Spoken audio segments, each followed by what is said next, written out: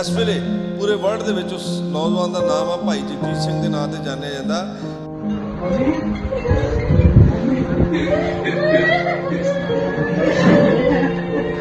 35 साल के विछोड़े बाद अपनी मां नूं मिलदा वा, विछोड़ा पैंदा वा पंजाब ते हरियाणे की वंड के दौरान।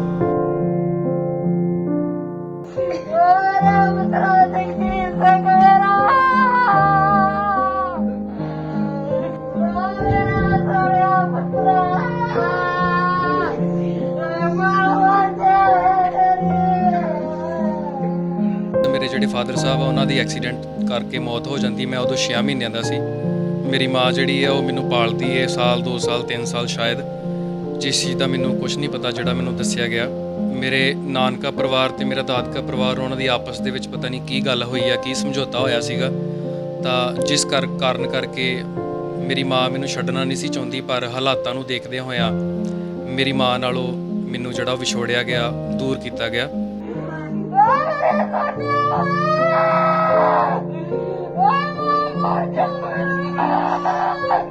10ਵੀਂ ਤੱਕ ਮੈਂ ਆਪਣੇ ਦਾਦੀ ਦਾਦਾ ਨੂੰ ਹੀ ਆਪਣਾ ਪੇਰੈਂਟ ਸਮਝਦਾ ਰਿਹਾ। ਮੇਰੇ ਮਾਤਾ ਪਿਤਾ ਉਹੀ ਸੀ, ਕਿਉਂਕਿ ਹੈ ਵੀ ਸੀ, ਉਹਨਾਂ ਨੇ ਮੈਨੂੰ ਪਾਲਿਆ ਸੀ, ਇੱਥੋਂ ਤੱਕ ਇਸ ਮੁਕਾਮ ਤੱਕ ਪਹੁੰਚਾਇਆ। ਤਾਂ ਉਸ ਦੌਰਾਨ ਮੈਨੂੰ ਮੇਰੇ ਘਰ ਦੇ ਵਿੱਚੋਂ ਐਲਬਮ ਇੱਕ ਲੱਭਦੀ ਹੈ ਮੇਰੇ ਮੰਮੀ ਪਾਪਾ ਦੀ ਮੈਰਿਜ ਦੀ। ਤਾਂ ਮੈਂ ਬੜਾ ਉਦੋਂ ਹੈਰਾਨ ਹੋਇਆ, ਸੋਚਿਆ ਕਿ ਮਤਲਬ ਮੈਂ ਸੋਚਦਾ ਸੀ ਕਿ ਸ਼ਾਇਦ ਇਹ ਮੇਰੇ ਦਾਦੀ ਦਾਦਾ ਆ, ਇੰਨੇ ਓਲਡ ਕਿਉਂ ਆ। ਪਰ ਉਹ ਸੱਚ ਇਹ ਹੋਇਆ, ਮੈਂ ਜਦੋਂ ਆਪਣੇ ਦਾਦਾ ਜੀ ਨੂੰ ਪੁੱਛਿਆ ਕਿ ਇਹ ਕੌਣ ਆ, ਤੇ ਫਿਰ ਉਹਨਾਂ ਨੇ ਮੈਨੂੰ ਇਹ ਦੱਸਿਆ ਕਿ ਇਹ ਤੇਰੇ ਮੰਮੀ ਪਾਪਾ ਨੇ ਜਿਨ੍ਹਾਂ ਦੀ ਐਕਸੀਡੈਂਟ ਕਾਰਨ ਮੌਤ ਹੋ ਗਈ ਹੈ। ਤਾਂ ਅਚਾਨਕ ਹੁਣ ਜਦੋਂ ਹੜ੍ਹ ਹੁੰਦੇ ਆ ਤੇ ਮੈਂ ਹੜ੍ਹ ਪੀੜਤ ਇਲਾਕਿਆਂ ਦੇ ਵਿੱਚ ਖਾਲਸਾ ਏਡ ਦੀ ਟੀਮਾਂ ਵੱਲੋਂ ਜਾਂ ਆਪਣੀ ਭਾਈ ਘਨੇਆ ਜੀ NGO ਦੇ ਵੱਲੋਂ ਫਲੱਡ ਏਰੀਆ ਦੇ ਵਿੱਚ ਮੈਂ ਸੇਵਾ ਨਿਭਾ ਰਿਹਾ ਸੀ। ਤਾਂ ਅਚਾਨਕ ਮੇਰੀ ਭੂਆ ਜੀ ਇਹ ਦੋ ਮੈਨੂੰ ਬੜਾ ਪਿਆਰ ਕਰਦੀਆਂ ਨੇ, ਉਹਨਾਂ ਦਾ ਮੈਨੂੰ ਫੋਨ ਆਇਆ ਕਿ ਬੇਟਾ ਕਿੱਥੇ ਆ, ਤੇ ਮੈਂ ਕਿਹਾ ਮੈਂ ਪਟਿਆਲੇ ਏਰੀਆ ਦੇ ਵਿੱਚ ਸੇਵਾ ਨਿਭਾ ਰਿਹਾ। ਉਹਨਾਂ ਦੇ ਮੂੰਹ ਚੋਂ ਜੋ ਅੱਜ ਤੱਕ 34 ਸਾਲਾਂ ਦੇ ਵਿੱਚ ਅੱਜ ਤੱਕ ਕਦੀ ਉਹਨਾਂ ਦੇ ਮੂੰਹ ਚੋਂ ਇਹ ਲਫ਼ਜ਼ ਨਹੀਂ ਨਿਕਲਿਆ, ਤੇ ਉਹਨਾਂ ਦੇ ਮੂੰਹ ਚੋਂ ਨਿਕਲਿਆ ਕਿ ਤੇਰੇ ਨਾਨਕੇ ਇੱਧਰ ਸੀ ਸ਼ਾਇਦ ਕਿਤੇ।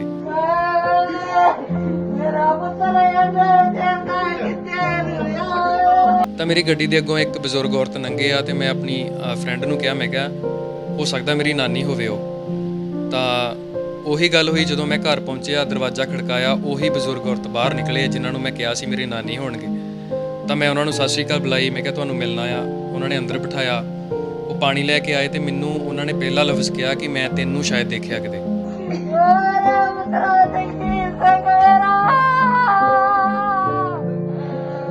ਤਾਂ ਉਹਨਾਂ ਨੇ ਝਿਜਕਾਉਂਦਿਆਂ ਹੋਇਆਂ ਦੱਸਿਆ ਕਿ ਹਾਂ ਮੇਰੀ ਇੱਕ ਬੇਟੀ ਜੀ ਦਾ ਕਰਨਾਲ ਮਧੂਬਨ ਹਰਿਆਣੇ ਦੇ ਵਿੱਚ ਵਿਆਹ ਹੋਇਆ ਸੀ, ਤਾਂ ਉਹਨਾਂ ਦੇ ਹਸਬੈਂਡ ਦੀ ਡੈਥ ਹੋ ਗਈ ਸੀ, ਉਹਨਾਂ ਦਾ ਇੱਕ ਬੇਟਾ ਸੀਗਾ ਸੋਨੂ।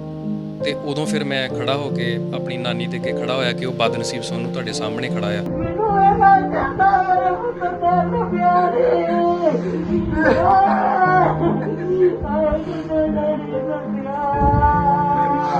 ਮੇਰੀਆਂ ਅੱਖਾਂ ਅੱਗੇ ਵੀ ਹਨੇਰਾ ਛਾ ਗਿਆ ਕਿ ਮਤਲਬ ਮੈਂ ਆਪਣੇ ਨਾਨਕਿਆਂ ਦੇ ਪਰਿਵਾਰ 'ਚ ਪਹੁੰਚ ਚੁੱਕਿਆ।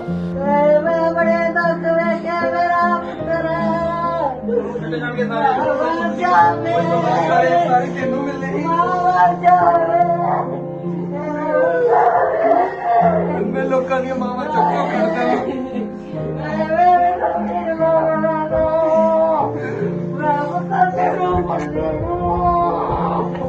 मां 6000 'ਚ फैक्ट्री 'ਚ नौकरी करती रही है, पुत दे कोल XUV ਗੱਡੀ है। पुत ਨੂੰ ਜੇਕਰ ਪਤਾ ਹੁੰਦਾ ਤਾਂ ਪੁੱਤ ਲੈ ਕੇ ਆਂਦਾ ਪਹਿਲਾਂ। ਦੇਖੋ ਖੁਸ਼ੀ ਸੀ ਮਾਂ ਨੂੰ ਮਿਲਣ ਦੀ ਕਿ ਮੇਰਾ ਰੱਬ ਮੈਨੂੰ ਮਿਲਿਆ ਪਹਿਲੀ ਵਾਰੀ ਜ਼ਿੰਦਗੀ ਦੇ ਵਿੱਚ। ਜਨਮ ਤੋਂ ਬਾਅਦ ਮੈਂ ਅੱਜ ਮਾਂ ਦੇ ਦਰਸ਼ਨ ਕੀਤੇ ਸੀਗੇ। ਖੁਸ਼ੀ ਤੇ ਸੀ, ਬਟ ਮਨ ਦੇ ਵਿੱਚ ਇਹ ਦੁੱਖ ਸੀ ਕਿ ਸਾਰੇ ਦੁੱਖ ਜਿੰਨੇ ਵੀ ਦੁੱਖ ਸੀ, ਸ਼ਾਇਦ ਜੇ ਮੈਨੂੰ ਅੱਜ ਗੁਰੂ ਸਾਹਿਬ ਨੇ ਸੁੱਖ ਦਿੱਤੇ ਆ ਸਾਰੇ ਦੁਨਿਆਵੀ, ਤਾਂ ਉਹ ਮਾਂ ਨੇ ਮੇਰੇ ਹਿੱਸੇ ਦੇ ਦੁੱਖ ਵੀ ਜਿਹੜੇ ਉਹ ਆਪ ਲੱਲੇ ਸਾਰੇ।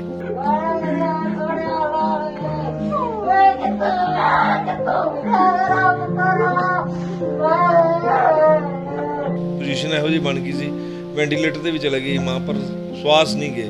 ਬਾਲਣ ਤੱਕ ਇਕੱਠਾ ਕਰ ਲਿਆ ਸੀ ਉਹਨਾਂ ਦਾ ਸੰਸਕਾਰ ਕਰਨ ਵਾਸਤੇ ਘਰ ਦੇ ਵਿੱਚ, ਪਰ ਉਹ ਸਾਰਾ ਕੁਝ ਤੁਹਾਡੇ ਮਿਲਣ ਕਰਕੇ ਹੋਰੇ ਰਹਿ ਗਿਆ ਕਿ ਮੈਂ ਆਪਣੇ ਬੇਟੇ ਨੂੰ ਇੱਕ ਵਾਰੀ ਮਿਲਣਾ।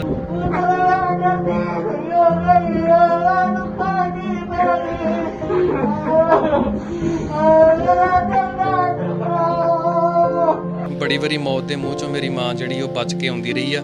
ਸ਼ਾਇਦ ਉਹਦੇ ਉਮੀਦ ਸੀ ਉਹਨੂੰ ਕਿ ਮੇਰਾ ਸੋਨੂ ਪੁੱਤ ਇੱਕ ਹੈ, ਉਹ ਉਹ ਜਦੋਂ ਜਵਾਨ ਹੋਏਗਾ ਮੈਨੂੰ ਲੱਭਦਾ ਲਭਾਉਂਦਾ ਮੇਰੇ ਤੱਕ ਕਦੀ ਨਾ ਕਦੀ ਜ਼ਰੂਰ ਪਹੁੰਚੇਗਾ।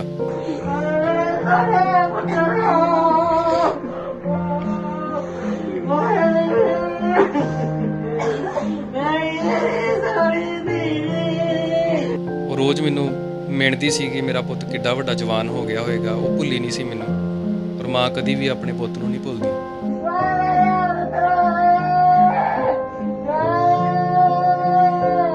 ਜਿਹੜੇ ਨਾਨਕਾ ਪਰਿਵਾਰ ਮੈਨੂੰ ਮਿਲਿਆ, ਮਾਸੀਆਂ, ਮੇਰੇ ਮਾਮਾ ਜੀ ਵੈਲ ਸੈਟਲਡ ਨੇ, ਸਾਰੇ ਫੋਰਨ ਦੇ ਵਿੱਚ ਨੇ, ਵਧੀਆ ਉਹਨਾਂ ਦਾ ਨਾਮ ਆ।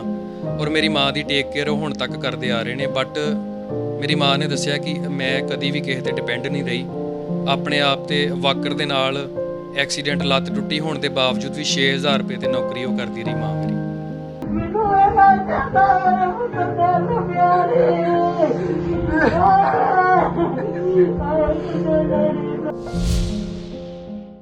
ਕਿਸੇ ਨੇ ਸੱਚ ਹੀ ਕਿਹਾ ਵਾ ਕਿ ਕਿਸੇ ਗਰੀਬ ਦੀ ਸੇਵਾ ਕੀਤੀ ਜਿਹੜੀ ਆ ਵਿਅਰਥ ਨਹੀਂ ਜਾਂਦੀ। ਪਰਮਾਤਮਾ ਜ਼ਰੂਰ ਬੋੜਦਾ ਵਾ, ਜਦੋਂ ਉਸ ਦੀ ਸੇਵਾ ਭਾਵ ਦੇਖਦਾ ਵਾ ਤਾਂ ਉਸ ਨੂੰ ਉਸ ਦਾ ਫਲ ਵੀ ਜ਼ਰੂਰ ਦਿੰਦਾ ਵਾ। ਇਸੇ ਤਰੀਕੇ ਦੀ ਕਹਾਵਤ ਟੁਕਦੀ ਏ ਕਾਦੀਆਂ ਦੇ ਰਹਿਣ ਵਾਲੇ ਭਾਈ ਜਗਜੀਤ ਸਿੰਘ ਦੇ ਉੱਪਰ। 35 ਸਾਲ ਦੇ ਵਿਛੋੜੇ ਬਾਅਦ ਆਪਣੀ ਮਾਂ ਨੂੰ ਮਿਲਦਾ ਵਾ। ਵਿਛੋੜਾ ਪੈਂਦਾ ਵਾ ਪੰਜਾਬ ਤੇ ਹਰਿਆਣੇ ਦੀ ਵੰਡ ਦੇ ਦੌਰਾਨ। ਫਾਦਰ ਸਾਹਿਬ ਜੌਬ ਕਰਦੇ ਨੇ ਪੰਜਾਬ ਪੁਲਿਸ 'ਚ, ਐਕਸੀਡੈਂਟ ਦੇ ਦੌਰਾਨ ਮੌਤ ਹੋ ਜਾਂਦੀ ਹੈ। ਤਾਂ ਪਰ ਉਸ ਜਗਜੀਤ ਸਿੰਘ ਨੂੰ ਕਿਹਾ ਜਾਂਦਾ ਵਾ ਕਿ ਤੇਰੇ ਮੰਮੀ ਪਾਪਾ ਦੀ ਦੋਨਾਂ ਦੀ ਐਕਸੀਡੈਂਟ ਦੇ ਦੌਰਾਨ ਮੌਤ ਹੋ ਗਈ। ਦਾਦਾ ਦਾਦੀ ਕੋ ਰਹਿੰਦਾ ਵਾ, ਡਿਸਪਿਊਟ ਪੈ ਜਾਂਦਾ ਪਰਿਵਾਰਾਂ ਦੇ ਵਿੱਚ, ਮਾਂ ਦਾ ਦੁਬਾਰਾ ਵਿਆਹ ਹੋ ਜਾਂਦਾ ਕਿਤੇ ਹੋਰ, ਪਰ ਕਿਤੇ ਨਾ ਕਿਤੇ ਉਸ ਬੱਚੇ ਨੂੰ ਵਾਸਤੇ ਜ਼ਰੂਰ ਮੁਸ਼ਕਲ ਬਣ ਜਾਂਦੀ ਹੈ ਜੋ ਬਿਨ ਮਾਂ-ਬਾਪ ਦੇ ਬੱਚਾ ਹੋ ਜਾਂਦਾ। ਦਾਦੀ ਦਾਦੇ ਕੋ ਰਹਿੰਦਾ ਵਾ, ਪਰਮਾਤਮਾ ਦੇ ਨਾਲ ਲੱਗਦਾ ਵਾ, ਜੁੜਦਾ ਵਾ। ਇਸ ਵੇਲੇ ਪੂਰੇ ਵਰਲਡ ਦੇ ਵਿੱਚ ਉਸ ਨੌਜਵਾਨ ਦਾ ਨਾਮ ਆ ਭਾਈ ਜਗਜੀਤ ਸਿੰਘ ਦੇ ਨਾਂ ਤੇ ਜਾਣਿਆ ਜਾਂਦਾ, ਜਿਸ ਵੱਲੋਂ ਕੀਰਤਨ ਜਿਹੜਾ ਵਾ ਕੀਤਾ ਜਾਂਦਾ ਅਲੱਗ-ਅਲੱਗ ਗੁਰਦੁਆਰਾ ਸਾਹਿਬ ਦੇ ਵਿੱਚ, ਅਲੱਗ-ਅਲੱਗ ਕੰਟਰੀਆਂ ਦੇ ਵਿੱਚ ਜਾ ਕੇ। ਗੱਲਬਾਤ ਜ਼ਰੂਰ ਕਰ ਲਾਂਗੇ ਭਾਈ ਜਗਜੀਤ ਸਿੰਘ ਦੇ ਨਾਲ ਕਿ ਬੜੇ ਲੰਬੇ ਸਫ਼ਰ ਬਾਅਦ ਮਾਂ ਦਾ ਪਿਆਰ ਫਿਰ ਵਾਪਸ ਮਿਲਿਆ, ਮਾਂ ਫਿਰ ਵਾਪਸ ਮਿਲੀ। ਪਹਿਲਾਂ ਤਾਂ ਅਸੀਂ ਆਪਣੇ ਅਦਾਰੇ ਵੱਲੋਂ ਤਾਂ ਆਪਣੇ ਵੱਲੋਂ ਵਧਾਈ ਤੁਹਾਨੂੰ ਦਿੰਦੇ ਹਾਂ ਭਾਜੀ। ਥੈਂਕ ਯੂ ਜੀ, ਜੀ ਆਇਆਂ ਨੂੰ, ਧੰਨਵਾਦ। ਅੱਛਾ, ਸੋਨੂ ਜੀ, ਛੋਟਾ ਨਾਮ ਸੋਨੂ ਹੀ ਹੈ ਨਾ, ਕਿਉਂਕਿ ਮੰਮਾ ਨੇ ਸੋਨੂ ਸੋਨੂ ਕਹਿੰਦੇ। ਕਿਸ ਤਰੀਕੇ ਨਾਲ ਪਤਾ ਲੱਗਦਾ ਵਾ? ਦੇਖੋ ਜੀ, ਮਾਂ ਦਾ ਪਤਾ ਤੇ ਪਹਿਲਾਂ ਸਟਾਰਟਿੰਗ ਤੋਂ ਕੁਝ ਨਹੀਂ ਸੀ ਪਤਾ। ਜਦੋਂ ਮੇਰੇ ਦਾਦੀ ਦਾਦਾ ਜੀ ਹਰਿਆਣਾ ਪੁਲਿਸ ਦੇ ਵਿੱਚ ਜੌਬ ਕਰਦੇ ਸੀ, ਮੇਰੇ ਦਾਦਾ ਜੀ, ਤਾਂ ਉੱਥੇ ਹੀ ਮੇਰੇ ਫਾਦਰ ਸਾਹਿਬ ਦੀ ਮੈਰਿਜ ਹੁੰਦੀ ਹੈ। ਤਾਂ ਮੈਰਿਜ ਤੋਂ ਬਾਅਦ ਮੇਰੇ ਜਿਹੜੇ ਫਾਦਰ ਸਾਹਿਬ ਆ ਉਹਨਾਂ ਦੀ ਐਕਸੀਡੈਂਟ ਕਰਕੇ ਮੌਤ ਹੋ ਜਾਂਦੀ। ਮੈਂ ਉਦੋਂ 6 ਮਹੀਨਿਆਂ ਦਾ ਸੀ। ਤਾਂ ਉਸ ਤੋਂ ਬਾਅਦ ਮੇਰੀ ਮਾਂ ਜਿਹੜੀ ਆ ਉਹ ਮੈਨੂੰ ਪਾਲਦੀ ਹੈ ਸਾਲ 2 ਸਾਲ 3 ਸਾਲ ਸ਼ਾਇਦ, ਜਿਸ ਚੀਜ਼ ਦਾ ਮੈਨੂੰ ਕੁਝ ਨਹੀਂ ਪਤਾ ਜਿਹੜਾ ਮੈਨੂੰ ਦੱਸਿਆ ਗਿਆ। ਤਾਂ ਮੇਰੇ ਨਾਨਕਾ ਪਰਿਵਾਰ ਤੇ ਮੇਰਾ ਦਾਦਕਾ ਪਰਿਵਾਰ, ਉਹਨਾਂ ਦੀ ਆਪਸ ਦੇ ਵਿੱਚ ਪਤਾ ਨਹੀਂ ਕੀ ਗੱਲ ਹੋਈ ਆ, ਕੀ ਸਮਝੌਤਾ ਹੋਇਆ ਸੀਗਾ। ਤਾਂ ਜਿਸ ਕਾਰਨ ਕਰਕੇ ਮੇਰੀ ਮਾਂ ਮੈਨੂੰ ਛੱਡਣਾ ਨਹੀਂ ਸੀ ਚਾਹੁੰਦੀ, ਪਰ ਹਾਲਾਤਾਂ ਨੂੰ ਦੇਖਦਿਆਂ ਹੋਇਆਂ ਮੇਰੀ ਮਾਂ ਨਾਲੋਂ ਮੈਨੂੰ ਜਿਹੜਾ ਵਿਛੋੜਿਆ ਗਿਆ, ਦੂਰ ਕੀਤਾ ਗਿਆ। ਤਾਂ ਉਸ ਤੋਂ ਬਾਅਦ ਸਮਾਂ ਬੀਤਿਆ। ਰਿਟਾਇਰਮੈਂਟ ਤੋਂ ਬਾਅਦ ਮੇਰੇ ਦਾਦੀ ਦਾਦਾ ਸਿੱਧੇ ਇੱਥੇ ਪੰਜਾਬ ਦੇ ਵਿੱਚ ਆ ਗਏ, ਕਾਦੀਆਂ ਸ਼ਹਿਰ ਦੇ ਵਿੱਚ ਆਪਾਂ ਰਹਿਣ ਲੱਗੇ। ਤਾਂ 10ਵੀਂ ਤੱਕ ਮੈਂ ਆਪਣੇ ਦਾਦੀ ਦਾਦਾ ਨੂੰ ਹੀ ਆਪਣਾ ਪੇਰੈਂਟ ਸਮਝਦਾ ਰਿਹਾ। ਮੇਰੇ ਮਾਤਾ ਪਿਤਾ ਉਹੀ ਸੀ, ਕਿਉਂਕਿ ਹੈ ਵੀ ਸੀ, ਉਹਨਾਂ ਨੇ ਮੈਨੂੰ ਪਾਲਿਆ ਸੀ, ਇੱਥੋਂ ਤੱਕ ਇਸ ਮੁਕਾਮ ਤੱਕ ਪਹੁੰਚਾਇਆ, ਉਹਨਾਂ ਦਾ ਬੜਾ ਵੱਡਾ ਰੋਲ ਸੀ। ਤਾਂ ਜਦੋਂ ਮੈਂ ਦਾਦੀ ਦਾਦਾ ਦਾ ਪਿਆਰ ਲੈਣਾ ਸ਼ੁਰੂ ਕੀਤਾ, ਮਾਂ ਦੀ ਮਮਤਾ ਕੀ ਹੁੰਦੀ ਹੈ ਮੈਨੂੰ ਦਾਦੀ ਨੇ ਦਿੱਤੀ। ਤਾਂ ਉਸ ਤੋਂ ਬਾਅਦ 10ਵੀਂ ਤੋਂ ਬਾਅਦ ਮੇਰੀ ਦਾਦੀ ਜੀ ਦੀ ਮੌਤ ਹੋ ਗਈ। ਮਤਲਬ ਕਿ ਮੈਂ ਇਹ ਕਹਿ ਸਕਦਾ ਹਾਂ ਕਿ ਮੈਂ 34 ਸਾਲਾਂ ਤੱਕ, ਹੁਣ ਤੱਕ ਮੈਨੂੰ ਗੁਰੂ ਸਾਹਿਬ ਨੇ ਦੁਨਿਆਵੀ ਚੀਜ਼ਾਂ ਸਾਰੀਆਂ ਦਿੱਤੀਆਂ, ਪਰ ਜਿਹੜੇ ਰਿਸ਼ਤੇ ਸੀ ਉਹ ਹੱਥ 'ਚ ਦੇ ਕੇ ਖੋਲੇ ਸਾਰੇ। ਪਹਿਲਾਂ ਮੇਰੀ ਫਾਦਰ ਸਾਹਿਬ ਦੀ ਮੌਤ ਹੁੰਦੀ ਹੈ, ਫਿਰ ਦੂਜੇ ਨੰਬਰ 'ਤੇ ਮੇਰੀ ਮਾਂ ਮੈਨੂੰ ਚਲ ਜਾਂਦੀ ਹੈ ਛੱਡ ਕੇ। ਉਸ ਤੋਂ ਬਾਅਦ ਮੈਂ ਆਪਣਾ ਸਾਰਾ ਕੁਝ ਦਾਦੀ ਦਾਦੇ ਨੂੰ ਮੰਨਿਆ, ਮੇਰੀ ਦਾਦੀ ਚਲੇ ਗਈ। ਉਸ ਤੋਂ ਬਾਅਦ ਫਿਰ ਜਦੋਂ ਮੈਂ 10th ਤੋਂ ਬਾਅਦ ਆਪ ਖਾਣਾ ਪਾਣੀ ਬਣਾਉਣਾ ਸ਼ੁਰੂ ਕੀਤਾ, ਪੜ੍ਹਾਈ ਵੀ ਨਾਲ ਕਰਨੀ, ਘਰ ਦੀ ਦੇਖ ਰੇਖ ਕਰਨੀ ਸ਼ੁਰੂ ਕੀਤੀ। ਤਾਂ ਉਸ ਦੌਰਾਨ ਮੈਨੂੰ ਮੇਰੇ ਘਰ ਦੇ ਵਿੱਚੋਂ ਐਲਬਮ ਇੱਕ ਲੱਭਦੀ ਹੈ ਮੇਰੇ ਮੰਮੀ ਪਾਪਾ ਦੀ ਮੈਰਿਜ ਦੀ। ਤਾਂ ਮੈਂ ਬੜਾ ਉਦੋਂ ਹੈਰਾਨ ਹੋਇਆ, ਸੋਚਿਆ ਕਿ ਮਤਲਬ ਮੈਂ ਸੋਚਦਾ ਸੀ ਕਿ ਸ਼ਾਇਦ ਇਹ ਮੇਰੇ ਦਾਦੀ ਦਾਦਾ ਆ, ਇੰਨੇ ਓਲਡ ਕਿਉਂ ਆ। ਪਰ ਉਹ ਸੱਚ ਇਹ ਹੋਇਆ, ਮੈਂ ਜਦੋਂ ਆਪਣੇ ਦਾਦਾ ਜੀ ਨੂੰ ਪੁੱਛਿਆ ਕਿ ਇਹ ਕੌਣ ਆ, ਤੇ ਫਿਰ ਉਹਨਾਂ ਨੇ ਮੈਨੂੰ ਇਹ ਦੱਸਿਆ ਕਿ ਇਹ ਤੇਰੇ ਮੰਮੀ ਪਾਪਾ ਨੇ ਜਿਨ੍ਹਾਂ ਦੀ ਐਕਸੀਡੈਂਟ ਕਾਰਨ ਮੌਤ ਹੋ ਗਈ ਹੈ। ਯਾਨੀ ਕਿ ਮੈਨੂੰ ਇਹ ਨਹੀਂ ਸੀ ਉਹਨਾਂ ਨੇ ਦੱਸਿਆ ਕਿ ਤੇਰੀ ਮਾਂ ਜਿਹੜੀ ਅਜੇ ਵੀ ਹੈ ਇਸ ਦੁਨੀਆ 'ਤੇ। ਫਿਰ ਉਦੋਂ ਮੈਨੂੰ ਇੱਕ ਝਟਕਾ ਲੱਗਾ ਕਿ ਯਾਰ ਮੈਂ ਮਤਲਬ ਜਿਨ੍ਹਾਂ ਨੇ ਮੈਨੂੰ ਪੈਦਾ ਕੀਤਾ ਹੈ ਉਹ ਮੈਂ ਵੇਖੇ ਵੀ ਨਹੀਂ ਅੱਜ ਤੱਕ। ਤਾਂ ਉਸ ਤੋਂ ਬਾਅਦ ਮੈਂ ਤੇ ਦਾਦਾ ਜੀ ਰਹਿਣਾ ਸ਼ੁਰੂ ਕੀਤਾ। ਮੇਰੇ ਮਨ ਦੇ ਵਿੱਚ ਇਹੋ ਦੁੱਖ ਰਹਿਣਾ ਕਿ ਯਾਰ ਮੇਰੇ ਮੰਮੀ ਪਾਪਾ ਨਹੀਂ ਹੈਗੇ, ਮੈਂ ਦੇਖੇ ਨਹੀਂ ਆ। ਚਲੋ ਕੁਦਰਤ ਦਾ ਜੋ ਹੁਕਮ ਸੀਗਾ ਉਹ ਸਿਰ ਮੱਥੇ ਮੰਨਿਆ। ਉਸ ਤੋਂ ਉਪਰੰਤ ਮੇਰੇ ਦਾਦਾ ਜੀ ਜਿਹੜੇ ਆ ਉਹ ਬੈੱਡ ਤੇ ਪੈ ਗਏ ਤੇ ਮੇਰੀ ਮੈਰਿਜ ਹੋ ਜਾਂਦੀ ਹੈ। ਮੈਂ ਇੱਕ ਪਹਿਲਾਂ ਮੇਰੀ ਥੋੜੀ ਮਾੜੀ ਸੰਗਤ ਵੀ ਪੈ ਚੁੱਕੀ ਸੀ। ਉਸ ਤੋਂ ਬਾਅਦ ਮੇਰੇ ਦਾਦਾ ਜੀ ਨੇ ਮੇਰੀ ਮੈਰਿਜ ਕੀਤੀ ਤਾਂ ਮੇਰੀ ਵਾਈਫ ਜਿਹੜੀ ਆ ਉਹ ਵੀ ਕਰਮਜੀਤ ਉਹਨਾਂ ਦਾ ਨਾਮ ਹੈ। ਉਹਨਾਂ ਨੇ ਮੈਨੂੰ ਬਹੁਤ ਸਪੋਰਟ ਕੀਤਾ ਤੇ ਅੱਜ ਮੈਂ ਜਿਸ ਮੁਕਾਮ ਤੇ ਪਹੁੰਚਿਆ ਇਸ ਵਿੱਚ ਉਹਨਾਂ ਦਾ ਬੜਾ ਵੱਡਾ ਰੋਲ ਆ। ਤੇ ਮੈਰਿਜ ਹੋਣ ਤੋਂ ਬਾਅਦ ਜਦੋਂ ਮੈਨੂੰ ਹੌਲੀ-ਹੌਲੀ ਪਤਾ ਲੱਗਾ, ਮੈਨੂੰ ਕਲਿਊ ਮਿਲਣੇ ਸ਼ੁਰੂ ਹੋਏ। ਮੇਰੇ ਦਾਦਾ ਜੀ ਦੀ ਡੈਥ ਹੋ ਗਈ 2014 'ਚ। ਥੋੜਾ ਮੈਚਿਓਰ ਹੋਇਆ ਤੇ ਅੱਜ ਤੋਂ ਕੋਈ 5-6 ਸਾਲ ਪਹਿਲਾਂ ਮੈਨੂੰ ਇੰਨਾ ਪਤਾ ਲੱਗਣਾ ਸ਼ੁਰੂ ਹੋਇਆ ਰਿਸ਼ਤੇਦਾਰਾਂ ਕੋਲੋਂ ਮਾੜਾ ਮੋਟਾ ਕਿ ਮੇਰੀ ਮਾਂ ਅਜੇ ਹੈ। ਮੈਨੂੰ ਹਿਸਟਰੀ ਦਾ ਪਤਾ ਲੱਗਾ ਕਿ ਜੋ ਹੋਇਆ ਸੀ, ਵਾਪਰਿਆ ਸੀ ਉਸ ਦੌਰਾਨ ਕਿ ਮੈਨੂੰ ਮੇਰੀ ਮਾਂ ਨਾਲੋਂ ਕਿਉਂ ਵਿਛੋੜਿਆ ਗਿਆ, ਉਸ ਚੀਜ਼ ਦਾ ਮੈਨੂੰ ਫਿਰ ਪਤਾ ਲੱਗਾ ਸਾਰਾ। ਤਾਂ ਫਿਰ ਮੈਂ ਇਹ ਦੁਖੀ ਰਹਿਣਾ ਸ਼ੁਰੂ ਹੋ ਗਿਆ ਵੀ ਯਾਰ ਮੇਰੀ ਮਾਂ ਅਜੇ ਹੈ ਪਰ ਪਤਾ ਨਹੀਂ ਕਿੱਥੇ ਆ। ਮੈਂ ਬੜੀ ਭਾਲ ਕਰਨ ਦੀ, ਆਪਣੇ ਰਿਸ਼ਤੇਦਾਰਾਂ ਨੂੰ ਪੁੱਛਣ ਦੀ ਕੋਸ਼ਿਸ਼ ਕੀਤੀ, ਪਰ ਅਫਸੋਸ ਜਦੋਂ ਮੈਨੂੰ ਇਸ ਚੀਜ਼ ਦਾ ਪਤਾ ਲੱਗਾ, ਉਸ ਰਾਜ ਨੂੰ ਜਿਹੜੇ ਜਾਣਦੇ ਸੀ, ਮੇਰੇ ਤਾਇਆ ਤਾਈ ਜੀ, ਮੇਰੇ ਦਾਦੀ ਦਾਦਾ ਜਾਂ ਮੇਰੇ ਕੋਈ ਹੋਰ ਰਿਸ਼ਤੇਦਾਰ, ਉਹਨਾਂ ਸਾਰਿਆਂ ਦੀ ਡੈਥ ਹੋ ਚੁੱਕੀ ਸੀ ਤੇ ਮੈਂ ਇਸ ਟਾਈਮ ਇਕੱਲਾ ਆਪਣੀ ਫੈਮਿਲੀ ਦੇ ਨਾਲ ਰਹਿ ਰਿਹਾ ਸੀ। ਤਾਂ ਅਚਾਨਕ ਮੇਰੇ ਇੱਕ ਤਾਇਆ ਜੀ ਆ, ਉਹ ਮੇਰੇ ਲਿੰਕ ਦੇ ਵਿੱਚ ਆਉਂਦੇ ਆ, ਮੈਨੂੰ ਬੜਾ ਪ੍ਰੇਮ ਕਰਦੇ ਨੇ ਹੁਣ ਵੀ। ਉਹ ਮੇਰੇ ਦਾਦਾ ਜੀ ਉੱਥੇ ਜਿੱਥੇ ਜੌਬ ਕਰਦੇ ਸੀ ਉੱਥੇ ਮੇਰੇ ਫਾਦਰ ਸਾਹਿਬ ਦੀ ਮੈਰਿਜ 'ਤੇ ਗਏ ਸੀ ਉਹ। ਤਾਂ ਉਹਨਾਂ ਨੇ ਮੈਨੂੰ ਦੱਸਿਆ ਕਿ ਨਹੀਂ ਤੇਰੀ ਮਾਂ ਅਜੇ ਹੈ, ਪਤਾ ਨਹੀਂ ਕਿਹੜੇ ਏਰੀਆ 'ਚ, ਸ਼ਾਇਦ ਉਹਨਾਂ ਨੂੰ ਵੀ ਫਾਈਂਡ ਆਊਟ ਨਹੀਂ ਸੀ ਹੈਗਾ। ਤਾਂ ਅਚਾਨਕ ਹੁਣ ਜਦੋਂ ਹੜ੍ਹ ਆਉਂਦੇ ਆ ਤੇ ਮੈਂ ਹੜ੍ਹ ਪੀੜਤ ਇਲਾਕਿਆਂ ਦੇ ਵਿੱਚ ਖਾਲਸਾ ਏਡ ਦੀ ਟੀਮਾਂ ਵੱਲੋਂ ਜਾਂ ਆਪਣੀ ਭਾਈ ਘਨੱਈਆ ਜੀ NGO ਦੇ ਵੱਲੋਂ ਫਲੱਡ ਏਰੀਆ ਦੇ ਵਿੱਚ ਮੈਂ ਸੇਵਾ ਨਿਭਾ ਰਿਹਾ ਸੀ। ਤਾਂ ਅਚਾਨਕ ਮੇਰੀ ਭੂਆ ਜੀ ਇਹ ਦੋ ਮੈਨੂੰ ਬੜਾ ਪਿਆਰ ਕਰਦੀਆਂ ਨੇ, ਉਹਨਾਂ ਦਾ ਮੈਨੂੰ ਫੋਨ ਆਇਆ ਕਿ ਬੇਟਾ ਕਿੱਥੇ ਆ? ਤੇ ਮੈਂ ਕਿਹਾ ਮੈਂ ਪਟਿਆਲੇ ਏਰੀਏ ਦੇ ਵਿੱਚ ਸੇਵਾ ਨਿਭਾ ਰਿਹਾ। ਤੇ ਉਹਨਾਂ ਦੇ ਮੂੰਹ 'ਚੋਂ ਜੋ ਅੱਜ ਤੱਕ 34 ਸਾਲਾਂ ਦੇ ਵਿੱਚ ਅੱਜ ਤੱਕ ਕਦੀ ਉਹਨਾਂ ਦੇ ਮੂੰਹ 'ਚੋਂ ਇਹ ਲਫ਼ਜ਼ ਨਹੀਂ ਨਿਕਲਿਆ ਤੇ ਉਹਨਾਂ ਦੇ ਮੂੰਹ 'ਚੋਂ ਨਿਕਲਿਆ ਕਿ ਤੇਰੇ ਨਾਨਕੇ ਇੱਧਰ ਸੀ ਸ਼ਾਇਦ ਕਿਤੇ। ਬਿਲਕੁਲ, ਮੈਂ ਇੱਥੇ ਸੋਨੂੰ ਜੀ ਇੱਕ ਗੱਲ ਇਹ ਵੀ ਕਹੂੰਗਾ ਕਿ ਤੇ ਸੇਵਾ ਦਾ ਮੁੱਲ ਨਹੀਂ। ਬਿਲਕੁਲ, ਲਗਾਤਾਰ ਤਪੱਸਿਆ ਕੀਤੀ, ਲਗਾਤਾਰ ਸੇਵਾ ਕਰਦੇ ਰਹੇ ਹੋ, ਬਹੁਤ ਸਾਰੇ ਬਜ਼ੁਰਗਾਂ ਦੀ ਸੇਵਾ ਕੀਤੀ। ਜਿਸ ਤਰੀਕੇ ਨਾਲ ਤੁਸੀਂ ਆਫ ਰਿਕਾਰਡ ਵੀ ਦੱਸ ਰਹੇ ਸੀ ਕਿ ਮੇਰੇ ਵੱਲੋਂ ਲਗਾਤਾਰ ਸੇਵਾ ਕੀਤੀ, ਹੁਣ ਵੀ ਤੁਸੀਂ ਦੱਸ ਰਹੇ ਹੋ ਹੜ੍ਹ ਪੀੜਤ ਇਲਾਕਿਆਂ ਦੇ ਵਿੱਚ ਗਏ ਹੋ ਤੁਸੀਂ, ਉੱਥੇ ਲੋਕਾਂ ਦੀ ਲਗਾਤਾਰ ਸੇਵਾ ਕੀਤੀ ਹੈ। ਪਰ ਕਿਤੇ ਨਾ ਕਿਤੇ ਕਈਆਂ ਦਾ ਵਿਛੋੜਾ ਤੇ ਕਈਆਂ ਦਾ ਮਿਲਾਪ ਉਸ ਪਾਣੀ ਨੇ ਕਰਾ ਦਿੱਤਾ। ਬਿਲਕੁਲ ਜੀ, ਇਹ ਸੇਵਾ ਦਾ ਫਲ ਹੀ ਗੁਰੂ ਸਾਹਿਬ ਨੇ ਦਿੱਤਾ ਆ। ਸੇਵਾ ਕੀਤੀ ਕਦੀ ਵਿਅਰਥ ਨਹੀਂ ਜਾਂਦੀ।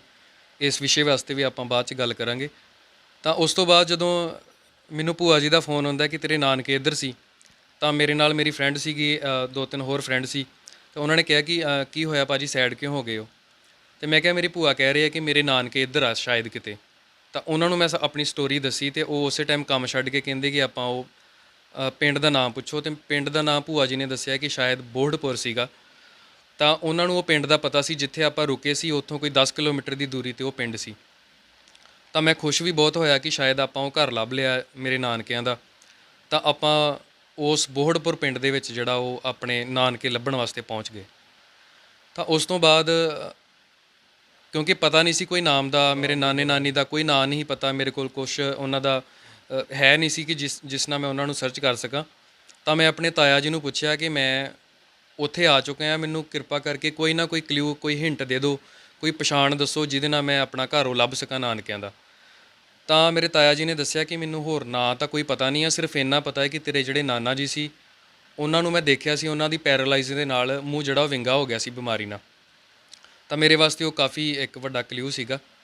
ਤੇ ਪਿੰਡ ਦੇ ਬਜ਼ੁਰਗ ਬੈਠੇ, ਉਹਨਾਂ ਕੋਲ ਆਪਾਂ ਡਾਇਰੈਕਟ ਪਹੁੰਚੇ ਤੇ ਉਹਨਾਂ ਨੂੰ ਮੈਂ ਪਹਿਲਾ ਕੁਐਸਚਨ ਪੁੱਟ ਕੀਤਾ ਕਿ ਤੁਹਾਡੇ ਪਿੰਡ ਦੇ ਵਿੱਚ ਕੋਈ ਇਹੋ ਜਿਹੇ ਬਜ਼ੁਰਗ ਕੋਈ 10 ਸਾਲ ਪਹਿਲਾਂ ਜਾਂ ਪ੍ਰੈਜ਼ੈਂਟ ਜਿਨ੍ਹਾਂ ਦੇ ਪੈਰਾਲਾਈਜ਼ ਨਾਲ ਮੂੰਹ ਵਿੰਗਾ ਹੋਇਆ। ਅਜੇ ਮੈਂ ਗੱਲ ਕਰ ਹੀ ਰਿਹਾ ਸੀ ਤੇ ਉਹਨਾਂ ਨੇ ਉਸ ਮੇਰੇ ਨਾਨਾ ਜੀ ਦਾ ਨਾਮ ਲੈ ਤਾ, ਪ੍ਰੀਤਮ ਸਿੰਘ। ਸ਼ਾਇਦ ਉਹ ਮੇਰੇ ਨਾਨਾ ਜੀ ਸੀ। ਤੇ ਘਰ ਪੁੱਛਿਆ, ਘਰ ਪਹੁੰਚੇ, ਮੈਂ ਘਰ ਦੇ ਬਾਹਰ ਗੱਡੀ ਖਿਲਾਰੀ ਹੈ, ਆਪਣੀ ਵਾਈਫ ਨੂੰ ਫੋਨ ਕੀਤਾ, ਆਪਣੇ ਇੱਕ ਦੋ ਮਿੱਤਰ ਨੂੰ ਫੋਨ ਕੀਤਾ ਕਿ ਮੈਂ ਆਪਣੇ ਨਾਨਕਿਆਂ ਦੇ ਘਰ ਫਾਈਂਡ ਆਊਟ ਕਰ ਲਿਆ ਕਿ ਮੈਂ ਜਾਵਾਂ ਅੰਦਰ, ਕਿਉਂਕਿ ਮੈਨੂੰ ਡਰ ਸੀ ਕਿ ਸ਼ਾਇਦ ਪਤਾ ਨਹੀਂ ਉਹ ਕਿਸ ਤਰ੍ਹਾਂ ਦਾ ਬਿਹੇਵ ਮੇਰੇ ਨਾਲ ਕਰਦੇ, ਕਿਉਂਕਿ ਪਹਿਲੀ ਵਾਰੀ ਚੱਲਿਆ ਸੀ। ਤਾਂ ਉਹਨਾਂ ਨੇ ਕਿਹਾ ਕਿ ਨਹੀਂ ਤੈਨੂੰ ਜਾਣਾ ਚਾਹੀਦਾ ਜ਼ਰੂਰ। ਤਾਂ ਮੇਰੀ ਗੱਡੀ ਦੇ ਅੱਗੋਂ ਇੱਕ ਬਜ਼ੁਰਗ ਔਰਤ ਲੰਘੇ ਆ ਤੇ ਮੈਂ ਆਪਣੀ ਫਰੈਂਡ ਨੂੰ ਕਿਹਾ, ਮੈਂ ਕਿਹਾ ਹੋ ਸਕਦਾ ਮੇਰੀ ਨਾਨੀ ਹੋਵੇ ਉਹ। ਤਾਂ ਉਹੀ ਗੱਲ ਹੋਈ, ਜਦੋਂ ਮੈਂ ਘਰ ਪਹੁੰਚਿਆ, ਦਰਵਾਜ਼ਾ ਖੜਕਾਇਆ, ਉਹੀ ਬਜ਼ੁਰਗ ਔਰਤ ਬਾਹਰ ਨਿਕਲੇ ਜਿਨ੍ਹਾਂ ਨੂੰ ਮੈਂ ਕਿਹਾ ਸੀ ਮੇਰੀ ਨਾਨੀ ਹੋਣਗੇ। ਤਾਂ ਮੈਂ ਉਹਨਾਂ ਨੂੰ ਸਤਿ ਸ਼੍ਰੀ ਅਕਾਲ ਬੁਲਾਈ, ਮੈਂ ਕਿਹਾ ਤੁਹਾਨੂੰ ਮਿਲਣਾ ਆ। ਉਹਨਾਂ ਨੇ ਅੰਦਰ ਬਿਠਾਇਆ, ਉਹ ਪਾਣੀ ਲੈ ਕੇ ਆਏ ਤੇ ਮੈਨੂੰ ਉਹਨਾਂ ਨੇ ਪਹਿਲਾ ਲਫ਼ਜ਼ ਕਿਹਾ ਕਿ ਮੈਂ ਤੈਨੂੰ ਸ਼ਾਇਦ ਦੇਖਿਆ ਕਿਤੇ। ਤਾਂ ਮੇਰੀਆਂ ਅੱਖਾਂ 'ਚ ਵੀ ਥੋੜ੍ਹੇ ਹੰਝੂ ਆਏ ਤੇ ਮੇਰੇ ਨਾਲ ਦਿਆਂ ਨੇ ਫਿਰ ਉਹਨਾਂ ਨੂੰ ਪੁੱਛਣਾ ਸ਼ੁਰੂ ਕੀਤਾ ਉਹਨਾਂ ਦੀ ਬੱਚਿਆਂ ਦੀ ਹਿਸਟਰੀ ਬਾਰੇ ਕਿ ਤੁਹਾਡੇ ਕਿੰਨੇ ਬੱਚੇ ਆ। ਤਾਂ ਉਹਨਾਂ ਨੇ ਦੱਸਿਆ ਪਹਿਲਾਂ ਥੋੜਾ ਉਹ ਹਿਚਕਚਾਏ ਦੱਸਣ ਤੋਂ ਵੀ ਇਹ ਕਿਉਂ ਅਨਨੋਨ ਪਰਸਨ ਮੈਨੂੰ ਇਦਾਂ ਦੇ ਕੁਐਸਚਨ ਪੁੱਟ ਕਰ ਰਹੇ ਆ। ਪਰ ਫਿਰ ਉਹਨਾਂ ਨੇ ਦੱਸਣਾ ਸ਼ੁਰੂ ਕੀਤਾ ਕਿ ਹਾਂ ਮੇਰੀਆਂ 4 ਬੇਟੀਆਂ ਆ, 1 ਬੇਟਾ ਆ। ਤਾਂ ਮੈਂ ਉਹਨਾਂ ਨੂੰ ਪੁੱਛਿਆ ਕਿ ਕੋਈ ਬੇਟੀ ਤੁਹਾਡੀ ਇਦਾਂ ਦੀ ਜਿਨ੍ਹਾਂ ਨੂੰ ਉਹਨਾਂ ਦੇ ਹਸਬੈਂਡ ਤੋਂ ਬਾਅਦ ਤੁਸੀਂ ਵਾਪਸ ਲੈਂਦਾ ਹੋਵੇ ਜਾਂ ਅੱਗੋਂ ਕਿਤੇ ਮੈਰਿਜ ਕੀਤੀ ਹੋਏ। ਤਾਂ ਉਹਨਾਂ ਨੇ ਝਿਜਕਾਉਂਦਿਆਂ ਹੋਇਆਂ ਦੱਸਿਆ ਕਿ ਹਾਂ ਮੇਰੀ ਇੱਕ ਬੇਟੀ ਜਿਹਦਾ ਕਰਨਾਲ ਮਧੂਬਨ ਹਰਿਆਣੇ ਦੇ ਵਿੱਚ ਵਿਆਹ ਹੋਇਆ ਸੀ, ਤਾਂ ਉਹਨਾਂ ਦੇ ਹਸਬੈਂਡ ਦੀ ਡੈਥ ਹੋ ਗਈ ਸੀ। ਉਹਨਾਂ ਦਾ ਇੱਕ ਬੇਟਾ ਸੀਗਾ ਸੋਨੂ। ਤੇ ਉਦੋਂ ਫਿਰ ਮੈਂ ਖੜਾ ਹੋ ਕੇ ਆਪਣੀ ਨਾਨੀ ਦੇ ਅੱਗੇ ਖੜਾ ਹੋਇਆ ਕਿ ਉਹ ਬਦਨਸੀਬ ਸੋਨੂ ਤੁਹਾਡੇ ਸਾਹਮਣੇ ਖੜਾ ਆ। ਫਿਰ ਉਸ ਵੇਲੇ ਸਿਚੁਏਸ਼ਨ ਕੀ ਸੀ ਉੱਥੇ ਬਣੀ ਨਾਨੀ ਜੀ ਤੇ ਤੁਹਾਡੀ? ਉਸ ਵੇਲੇ ਤੁਸੀਂ ਮੇਰੀ ਮਾਂ ਦੇ ਮਿਲਾਪ ਦੀ ਜਿਹੜੀ ਵੀਡੀਓ ਵੇਖੀ ਹੈ ਰੂਬਰੂ, ਉੱਦਾਂ ਹੀ ਮੇਰੀ ਨਾਨੀ ਮੈਨੂੰ ਮਿਲੀ। ਮੇਰੀਆਂ ਅੱਖਾਂ ਅੱਗੇ ਵੀ ਹਨੇਰਾ ਛਾ ਗਿਆ ਕਿ ਮਤਲਬ ਮੈਂ ਆਪਣੇ ਨਾਨਕਿਆਂ ਦੇ ਪਰਿਵਾਰ 'ਚ ਪਹੁੰਚ ਚੁੱਕਿਆ। ਬਹੁਤ ਜ਼ਿਆਦਾ ਇਮੋਸ਼ਨਲ ਮੈਂ ਵੀ ਤੇ ਮੇਰੀ ਨਾਨੀ ਵੀ ਹੋਏ ਉਦੋਂ। ਤੇ ਮੇਰੇ ਫਰੈਂਡਸ ਨੇ ਮੈਨੂੰ ਕੰਟਰੋਲ ਕਰਕੇ ਬਿਠਾਇਆ। ਆਪਾਂ 1 ਘੰਟੇ ਬਾਅਦ ਥੋੜਾ ਸਟੇਬਲ ਹੋ ਕੇ ਫਿਰ ਆਪਾਂ ਸਾਡੀ ਜਿਹੜੀ ਉਹ ਗੱਲਬਾਤ ਸ਼ੁਰੂ ਹੋਈ ਸਾਰੀ। ਬਿਲਕੁਲ ਸੋਨੂ ਜੀ, ਲਗਾਤਾਰ ਦੇਖਿਆ ਜਾਵੇ ਖਾਲਸਾ ਐਡ ਲੱਗਾ, ਸਟicker ਬਾਹਰ ਬੜਾ ਵੱਡਾ ਗੱਡੀ ਤੇ ਲੱਗਿਆ ਦੇਖਿਆ, XUV ਗੱਡੀ ਲੱਗੀ ਹੈ। ਮਾਂ 6000 'ਚ ਫੈਕਟਰੀ 'ਚ ਨੌਕਰੀ ਕਰਦੀ ਰਹੀ ਹੈ, ਪੁੱਤ ਦੇ ਕੋਲ XUV ਗੱਡੀ ਹੈ। ਪੁੱਤ ਨੂੰ ਜੇਕਰ ਪਤਾ ਹੁੰਦਾ ਤਾਂ ਪੁੱਤ ਲੈ ਕੇ ਆਂਦਾ ਪਹਿਲਾਂ। ਇਸੇ ਗੱਲ ਦਾ ਮੈਂ ਆਪਣੇ ਆਪ ਨੂੰ ਕੋਸਦਾ ਰਿਹਾ ਵਾਂ ਜਦੋਂ ਦੀ ਮੇਰੀ ਮਾਂ ਮੈਨੂੰ ਮਿਲੀ ਹੈ ਕਿ ਮੇਰੀ ਮਾਂ ਜਿਹੜੀ ਆ ਉਹ ਮੈਂ ਉਹਨੂੰ ਕੱਲ੍ਹ ਮੈਂ ਫ਼ੋਨ ਕਰਕੇ ਪੁੱਛਿਆ ਕਿ ਮੰਮੀ ਕਿੱਦਾਂ ਗਈ ਆ ਵਾਪਸ। ਕਹਿ ਰਹੀ ਕਿ ਮੈਂ ਆਟੋ 'ਤੇ ਬਹਿ ਕੇ ਚਲੇ ਗਈ ਹਾਂ ਵਾਪਸ। ਮੈਂ ਕਿਹਾ ਆਈ ਕਿੱਦਾਂ ਸੀ? ਕਹਿੰਦੀ ਬੱਸ 'ਤੇ। ਤਾਂ ਮੈਂ ਆਪਣੇ ਆਪ ਨੂੰ ਕੋਸਿਆ ਕਿ ਯਾਰ ਮੈਂ ਅੱਜ ਤੱਕ ਬੱਸ ਦਾ ਕਦੀ ਸਫ਼ਰ ਨਹੀਂ ਕੀਤਾ, ਕਦੀ ਸ਼ਕਲ ਨਹੀਂ ਦੇਖੀ, ਤੇ ਮੇਰੀ ਮਾਂ ਲੱਤ ਟੁੱਟੀ ਦੇ ਬਾਵਜੂਦ ਵਾਕਰ ਦੇ ਨਾਲ ਬੱਸ ਦੇ ਵਿੱਚ ਸਫ਼ਰ ਕਰ ਰਹੀ ਹੈ। ਤੇ ਬੜਾ ਆਪਣੇ ਆਪ ਨੂੰ ਮੈਂ ਕੋਸਦਾ ਇਸ ਚੀਜ਼ ਬਾਰੇ। ਪਰ ਇਹ ਗੁਰੂ ਸਾਹਿਬ ਦਾ ਹੁਕਮ ਹੈ, ਉਹਨੇ ਦੁੱਖ ਸੁੱਖ ਸਾਰੇ ਉਹਨੇ ਲਿਖੇ ਹੋਏ ਆ ਜ਼ਿੰਦਗੀ ਦੇ। ਕਿੰਨੇ ਬਜ਼ੁਰਗਾਂ ਦੀਆਂ ਆਪਰੇਟ ਕਰਵਾ ਦਿੱਤੇ ਗਏ ਤੁਹਾਡੇ ਵੱਲੋਂ, ਤੁਹਾਡੀ ਸੰਸਥਾ ਵੱਲੋਂ, ਪਰ ਆਪਣੀ ਮਾਂ ਲੱਤ ਟੁੱਟੀ, ਕਦੇ ਬੱਸ 'ਚ ਤੇ ਕਦੇ ਆਟੋ 'ਚ। ਬਸ ਇਸੇ ਗੱਲ ਦਾ ਦੁੱਖ ਸੀਗਾ ਕਿ ਮੈਂ ਕਈਆਂ ਮਾਵਾਂ ਦੇ, ਕਿਉਂਕਿ ਮੈਂ ਸ਼ੁਰੂ ਤੋਂ ਬਚਪਨ 'ਚ ਆਪਣੇ ਪੇਰੈਂਟਸ ਨਹੀਂ ਦੇਖੇ, ਆਪਣੇ ਰਿਸ਼ਤੇ ਨਹੀਂ ਕੋਈ ਦੇਖੇ। ਤਾਂ ਮੈਂ ਸੰਗਤਾਂ ਦੇ ਵਿੱਚੋਂ ਜਦੋਂ ਮੈਂ ਮੈਚਿਓਰ ਹੋਇਆ ਤੇ ਮੈਂ ਸਮਾਜ ਸੇਵਾ ਦੇ ਵਿੱਚ ਆਪਣਾ ਮੈਨੂੰ ਲੋਕਾਂ ਦੇ ਵਿੱਚ ਜਿਹੜੀਆਂ ਮਾਵਾਂ ਸੀਗੀਆਂ ਉਹਨਾਂ ਦੇ ਵਿੱਚ ਮੈਂ ਆਪਣੀ ਮਾਂ ਦੇਖਦਾ ਸੀਗਾ। ਬੜੀਆਂ ਮਾਵਾਂ ਦੇ ਆਪਰੇਟ ਕਰਾਏ ਆ, ਕਈਆਂ ਦੇ ਕਰੋਨਾ ਦੇ ਵਿੱਚ ਮੈਂ ਤਕਰੀਬਨ 10 ਡੈੱਡ ਬੋਡੀਆਂ ਦੀ ਸਾਡੀ ਟੀਮ ਨੇ ਸੰਸਕਾਰ ਵੀ ਕੀਤੇ ਆ। ਮਤਲਬ ਬੜਾ ਕੁਛ ਗੁਰੂ ਸਾਹਿਬ ਨੇ ਸੇਵਾਵਾਂ ਲਈਆਂ ਨੇ, ਸ਼ਾਇਦ ਉਹਦਾ ਇਹ ਦਿੱਤਾ ਆ ਮਹਾਰਾਜ ਨੇ ਫਲ। ਬਟ ਅਫਸੋਸ ਇਸ ਗੱਲ ਦਾ ਸੀ ਕਿ ਮੇਰੀ ਆਪਣੀ ਮਾਂ ਜਿਹੜੀ ਆ ਉਹ ਇਹ ਹਾਲਾਤਾਂ ਦੇ ਵਿੱਚ ਰਹਿ ਰਹੀ ਸੀ। ਅੱਛਾ, ਜਿਸ ਦਿਨ ਤੁਸੀਂ ਮਿਲ ਕੇ ਆਏ, ਚਾਹਤ ਤੇ ਬੱਚੇ ਦੇ ਮਨ 'ਚ ਬੜੀ ਚਿਰ ਦੀ ਸੀ, ਤਾਂ ਹੀ ਤੁਸੀਂ ਫਾਈਂਡ ਆਊਟ ਕਰਨਾ ਸ਼ੁਰੂ ਕੀਤਾ, ਲੱਭਣਾ ਸ਼ੁਰੂ ਕੀਤਾ। ਜੇਕਰ ਚਾਹਤ ਹੀ ਤਾਂ ਹੀ ਲੱਭਿਆ, ਪਰ ਜਿਸ ਦਿਨ ਤੁਸੀਂ ਮਿਲ ਕੇ ਆਏ ਹੋ ਉਸ ਤੋਂ ਬਾਅਦ ਫਿਰ ਚੈਨ ਦੀ ਨੀਂਦ ਆਈ ਘਰ ਆ ਗਈ ਕਿ ਨਹੀਂ ਆਈ? ਦੇਖੋ, ਖੁਸ਼ੀ ਸੀ ਮਾਂ ਨੂੰ ਮਿਲਣ ਦੀ ਕਿ ਮੇਰਾ ਰੱਬ ਮੈਨੂੰ ਮਿਲਿਆ ਪਹਿਲੀ ਵਾਰੀ ਜ਼ਿੰਦਗੀ ਦੇ ਵਿੱਚ। ਜਨਮ ਤੋਂ ਬਾਅਦ ਮੈਂ ਅੱਜ ਮਾਂ ਦੇ ਦਰਸ਼ਨ ਕੀਤੇ ਸੀਗੇ। ਬਟ ਉਸ ਤੋਂ ਬਾਅਦ ਮੈਨੂੰ ਖੁਸ਼ੀ ਤੇ ਸੀ, ਬਟ ਮਨ ਦੇ ਵਿੱਚ ਇਹ ਦੁੱਖ ਸੀ ਕਿ ਸਾਰੇ ਦੁੱਖ, ਜਿੰਨੇ ਵੀ ਦੁੱਖ ਸੀ, ਸ਼ਾਇਦ ਜੇ ਮੈਨੂੰ ਅੱਜ ਗੁਰੂ ਸਾਹਿਬ ਨੇ ਸੁੱਖ ਦਿੱਤੇ ਆ ਸਾਰੇ ਦੁਨਿਆਵੀ, ਤਾਂ ਉਹ ਮਾਂ ਨੇ ਮੇਰੇ ਹਿੱਸੇ ਦੇ ਦੁੱਖ ਵੀ ਜਿਹੜੇ ਉਹ ਆਪ ਲੱਲੇ ਸਾਰੇ। ਉਹ ਦੁੱਖ ਲੈ ਕੇ ਮੇਰੀ ਮਾਂ ਦੀ ਸਾਰੀ ਦੁੱਖਾਂ ਭਰੀ ਜ਼ਿੰਦਗੀ ਰਹੀ ਤੇ ਮੈਨੂੰ ਉਹਨੇ ਅਸੀਸਾਂ ਦਿੱਤੀਆਂ ਸਾਰੀ ਉਮਰ। ਇਹ ਉਹਦੀਆਂ ਅਸੀਸਾਂ ਦੁਆਵਾਂ ਦਾ ਹੀ ਕਰਕੇ ਮੈਂ ਅੱਜ ਇੱਥੋਂ ਤੱਕ ਪਹੁੰਚਿਆ ਔਰ ਮੇਰੀ ਮਾਂ ਨੇ ਸਾਰੇ ਦੁੱਖ ਲੱਲੇ। ਬਿਲਕੁਲ ਜਗਜੀਤ ਜੀ, ਜਿਸ ਤਰੀਕੇ ਨਾਲ ਜਦੋਂ ਮਿਲਾਪ ਹੁੰਦਾ ਵਾ ਮਾਂ ਦਾ ਪੁੱਤ ਦਾ, ਉਸ ਤੋਂ ਬਾਅਦ ਆਪਾਂ ਇਕੱਠੇ ਬੈਠੇ ਵੀ ਹੋਵਾਂਗੇ, ਗੱਲਬਾਤ ਵੀ ਕੀਤੀ ਹੋਏਗੀ। ਉਹਨਾਂ ਨੇ ਆਪਣੀ ਅਗਲੀ ਲਾਈਫ ਜਿਹੜੀ ਤੁਹਾਡੇ ਜਾਣ ਤੋਂ ਬਾਅਦ, ਤੁਹਾਡੇ ਫਾਦਰ ਸਾਹਿਬ ਜਾਣ ਤੋਂ ਬਾਅਦ ਤੁਸੀਂ ਜਦੋਂ ਇੱਧਰ ਆ ਜਾਂਦੇ ਹੋ, ਕਾਦੀਆਂ ਆਣ ਕੇ ਸੈਟਲ ਹੋ ਜਾਂਦੇ, ਉਸ ਤੋਂ ਬਾਅਦ ਉਹਨਾਂ ਦਾ ਜਿਹੜਾ ਜ਼ਿੰਦਗੀ ਦਾ ਸੰਘਰਸ਼ ਸੀ ਉਹ ਵੀ ਦੱਸਿਆ ਹੋਵੇਗਾ, ਕਿਸ ਤਰੀਕੇ ਨਾਲ ਉਹ ਕੰਮ ਕਰਦੇ ਰਹੇ ਨੇ ਜਾਂ ਕੀ ਕਰਦੇ ਨੇ, ਉਹ ਸਾਰੀ ਗੱਲਬਾਤ ਸਾਂਝੀ ਕੀਤੀ ਹੋਵੇਗੀ ਤੁਹਾਡੇ ਨਾਲ। ਹਾਂਜੀ, ਥੋੜ੍ਹਾ ਸਮਾਂ ਮਿਲਿਆ ਸੀ ਮਾਂ ਲਾਗੇ ਬੈਠਣ ਦਾ, ਕਿਉਂਕਿ ਲੇਟ ਉਸ ਨਾਈਟ ਕਾਫੀ ਹੋ ਚੁੱਕੀ ਸੀ। ਤਾਂ ਹੁਣ ਤਾਂ ਖੈਰ ਫੋਨ 'ਤੇ ਡੇਲੀ ਗੱਲ ਹੁੰਦੀ ਹੈ। ਮੈਂ ਅਗਲੇ ਹਫਤੇ ਆਪਣੀ ਮਾਂ ਨੂੰ ਲੈ ਕੇ ਵੀ ਆਉਣਾ ਆਪਣੇ ਕੋਲ। ਗੱਲ ਉਹਨਾਂ ਨੇ ਇਹ ਦੱਸੀਆਂ ਸੀ ਉਹਨਾਂ ਦੇ ਸੰਘਰਸ਼, ਕਿਉਂਕਿ ਮੇਰੇ ਜਿਹੜੇ ਨਾਨਕਾ ਪਰਿਵਾਰ ਮੈਨੂੰ ਮਿਲਿਆ, ਮਾਸੀਆਂ, ਮੇਰੇ ਮਾਮਾ ਜੀ ਵੈਲ ਸੈਟਲਡ ਨੇ, ਸਾਰੇ ਫੋਰਨ ਦੇ ਵਿੱਚ ਨੇ, ਵਧੀਆ ਉਹਨਾਂ ਦਾ ਨਾਮ ਆ, ਔਰ ਮੇਰੀ ਮਾਂ ਦੀ ਟੇਕ ਕੇਅਰ ਉਹ ਹੁਣ ਤੱਕ ਕਰਦੇ ਆ ਰਹੇ ਨੇ। ਬਟ ਮੇਰੀ ਮਾਂ ਨੇ ਦੱਸਿਆ ਕਿ ਮੈਂ ਕਦੀ ਵੀ ਕਿਸੇ 'ਤੇ ਡਿਪੈਂਡ ਨਹੀਂ ਰਹੀ। ਆਪਣੇ ਆਪ 'ਤੇ ਵਾਕਰ ਦੇ ਨਾਲ ਐਕਸੀਡੈਂਟ, ਲੱਤ ਟੁੱਟੀ ਹੋਣ ਦੇ ਬਾਵਜੂਦ ਵੀ 6000 ਰੁਪਏ 'ਤੇ ਨੌਕਰੀ ਉਹ ਕਰਦੀ ਰਹੀ ਮਾਂ ਮੇਰੀ। ਤਾਂ ਹੁਣ ਵੀ ਉਹ ਸਿਰਫ ਮਾਂ ਪੁੱਤ, ਜਿਹੜਾ ਮੇਰਾ ਇੱਕ ਛੋਟਾ ਬ੍ਰਦਰ ਵੀ ਮੈਂ ਕਹਿ ਸਕਦਾ ਉਹਨੇ 10th ਕਰ ਲਈ ਆ, ਔਰ ਉਹ ਵੀ ਕਿਤੇ ਕੰਮ ਕਰਦਾ ਆ ਪੜ੍ਹਾਈ ਤੋਂ ਬਾਅਦ, 4000 ਰੁਪਇਆ ਉਹ ਲੈਂਦਾ ਆ। ਅਤੇ ਕੱਲ੍ਹ ਵੀ ਮੈਂ ਫ਼ੋਨ ਦੇ ਵਿੱਚ ਸੁਣ ਰਿਹਾ ਸੀ ਕਿ ਮਾਂ ਮੇਰੀ ਆਪਣੇ ਉਹਨੂੰ ਬੇਟੇ ਨੂੰ ਕਹਿ ਰਹੀ ਸੀ ਕਿ ਮੈਨੂੰ ਡੱਬੇ ਲਿਆ ਦੇ, ਮੈਂ ਘਰ ਮਠਿਆਈ ਦੇ ਡੱਬੇ ਬਣਾ ਲਿਆ ਕਰਾਂ। ਯਾਨੀ ਕਿ ਉਹਨੇ ਅਜੇ ਤੱਕ ਆਪਣਾ ਸਟਰਗਲ ਨਹੀਂ ਛੱਡਿਆ ਬਿਲਕੁਲ ਇੱਕ ਪਾਸੋਂ ਲੱਤ ਵੀ ਟੁੱਟੀ ਹੈ, ਠੀਕ ਵੀ ਨਹੀਂ ਰਹਿੰਦੇ, ਦੂਜੇ ਪਾਸੋਂ ਮਠਿਆਈ ਦੇ ਡੱਬੇ ਬਣਾਉਣ ਕਰਕੇ ਵਿੱਚ ਉਸ ਵੇਲੇ ਫਿਰ ਮਨ ਤੇ ਦੁਖੀ ਹੁੰਦਾ ਹੋਵੇਗਾ। ਉਸ ਵੇਲੇ ਕਿਹਾ ਨਹੀਂ ਜਗਜੀਤ ਨੇ ਕਿ ਚੱਲ ਮਾਂ ਗੱਡੀ 'ਚ ਬਹਿ ਹੁਣੇ ਘਰ ਚਲੀਏ? ਬਿਲਕੁਲ ਜੀ, ਮੈਂ ਬਸ ਕੱਲ ਵੀ ਮੈਂ ਫੋਨ ਕੀਤਾ ਕਿ ਮੈਂ ਕਿੱਦਣ ਆਉਣਾ ਆ। ਬਸ ਉਹਨਾਂ ਦਾ ਕਹਿਣਾ ਸੀ ਕਿ ਮੈਂ ਨੂਰ ਦਾ ਥੋੜਾ ਕੰਮ ਚੱਲ ਰਿਹਾ ਆ, ਉਹਦੀ ਮੈਂ ਸੈਟਿੰਗ ਕਰਕੇ ਤੇ ਮੈਂ ਤੈਨੂੰ ਫੋਨ ਕਰਦੀ ਆ, ਫਿਰ ਮੈਂ ਤੇਰੇ ਨਾਲ ਆਵਾਂਗੀ ਇੱਥੇ, ਫਿਰ ਮੈਂ ਲੈ ਕੇ ਆਉਣਾ। ਮਨ ਤੇ ਮੇਰਾ ਬਹੁਤ ਦੁਖਦਾ ਆ ਜਦੋਂ ਆਪਣੀ ਮਾਂ ਦੇ ਹਾਲਾਤ ਵੇਖਦਾ ਆ, ਪਰ ਉਹ ਜਦੋਂ ਵੀ ਮੈਂ ਉਹਨੂੰ ਇਹ ਕਹਿੰਦਾ ਆ ਕਿ ਮਾਂ ਤੇਰੇ ਬੱਚੇ ਦੇ ਕੋਲ 2 ਗੱਡੀਆਂ ਲੱਗੀਆਂ ਆ ਬਾਹਰ, ਮੇਰੇ ਕੋਲ ਘਰ-ਬਾਰ ਗੁਰੂ ਰਾਮਦਾਸ ਜੀ ਨੇ ਬੜਾ ਕੁਝ ਬਖਸ਼ਿਸ਼ ਕੀਤਾ ਆ, ਸਾਰਾ ਕੁਝ ਪਿਆਰ ਬਖਸ਼ਿਸ਼ ਕੀਤਾ, ਇੱਜ਼ਤ ਬਖਸ਼ਿਸ਼ ਕੀਤੀ ਆ, ਤਾਂ ਮੇਰੀ ਮਾਂ ਦਾ ਇੱਕੋ ਕਹਿਣਾ ਹੈ ਕਿ ਪੁੱਤ ਮੇਰਾ ਪੁੱਤ ਮੈਨੂੰ ਮਿਲ ਗਿਆ, ਮੈਨੂੰ ਕਿਸੇ ਚੀਜ਼ ਦੀ ਲੋੜ ਨਹੀਂ, ਮੈਨੂੰ ਸਾਰਾ ਕੁਝ ਮਿਲ ਗਿਆ, ਮੈਂ ਦੁਖੀ ਨਹੀਂ ਹੈਗੀ, ਮੈਂ ਬਿਲਕੁਲ ਠੀਕ ਹਾਂ। ਉਹਦਾ ਇੱਕੋ ਹੀ ਲਫ਼ਜ਼ ਮੈਨੂੰ ਇਹ ਸੁਣਨ ਨੂੰ ਮਿਲਦਾ। ਬਿਲਕੁਲ ਪਤਾ ਲੱਗਾ ਸੀ ਵੈਂਟੀਲੇਟਰ ਤੋਂ ਵੀ ਹਾਂਜੀ, ਪੋਜੀਸ਼ਨ ਇਹੋ ਜਿਹੀ ਬਣ ਗਈ ਸੀ, ਵੈਂਟੀਲੇਟਰ ਤੇ ਵੀ ਚਲੇ ਗਈ ਮਾਂ, ਪਰ ਸਵਾਸ ਨਹੀਂ ਗਏ। ਬਾਲਣ ਤੱਕ ਇਕੱਠਾ ਕਰ ਲਿਆ ਸੀ ਉਹਨਾਂ ਦਾ ਸੰਸਕਾਰ ਕਰਨ ਵਾਸਤੇ ਘਰ ਦੇ ਵਿੱਚ, ਪਰ ਉਹ ਸਾਰਾ ਕੁਝ ਤੁਹਾਡੇ 'ਚ ਮਿਲਣ ਕਰਕੇ ਫਿਰ ਰਹਿ ਗਿਆ ਕਿ ਮੈਂ ਆਪਣੇ ਬੇਟੇ ਨੂੰ ਇੱਕ ਵਾਰੀ ਮਿਲਣਾ, ਪੁੱਤ ਨੂੰ ਮਿਲਣਾ। ਉਹ ਬੜੀ ਵਾਰੀ ਮੌਤ ਦੇ ਮੂੰਹ 'ਚੋਂ ਮੇਰੀ ਮਾਂ ਜਿਹੜੀ ਉਹ ਬਚ ਕੇ ਆਉਂਦੀ ਰਹੀ ਆ। ਸ਼ਾਇਦ ਉਹਦੇ ਉਮੀਦ ਸੀ ਉਹਨੂੰ ਕਿ ਮੇਰਾ ਸੋਨੂੰ ਪੁੱਤ ਇੱਕ ਹੈ, ਉਹ ਜਦੋਂ ਜਵਾਨ ਹੋਏਗਾ ਮੈਨੂੰ ਲੱਭਦਾ ਲਭਾਉਂਦਾ ਮੇਰੇ ਤੱਕ ਕਦੀ ਨਾ ਕਦੀ ਜ਼ਰੂਰ ਪਹੁੰਚੇਗਾ। ਉਹ ਰੋਜ਼ ਮੈਨੂੰ ਮਿਣਦੀ ਸੀ ਕਿ ਮੇਰਾ ਪੁੱਤ ਕਿੱਡਾ ਵੱਡਾ ਜਵਾਨ ਹੋ ਗਿਆ ਹੋਏਗਾ, ਉਹ ਭੁੱਲੀ ਨਹੀਂ ਸੀ ਮੈਨੂੰ। ਪਰ ਮਾਂ ਕਦੀ ਵੀ ਆਪਣੇ ਪੁੱਤ ਨੂੰ ਨਹੀਂ ਭੁੱਲਦੀ।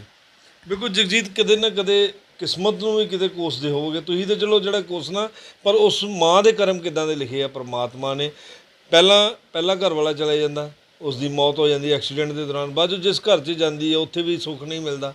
ਮਤਲਬ ਜ਼ਿੰਦਗੀ 'ਚ ਦੁੱਖ ਹੀ ਲਿਖੇ ਆ ਉਸ ਮਾਂ ਦੇ ਹਿੱਸੇ।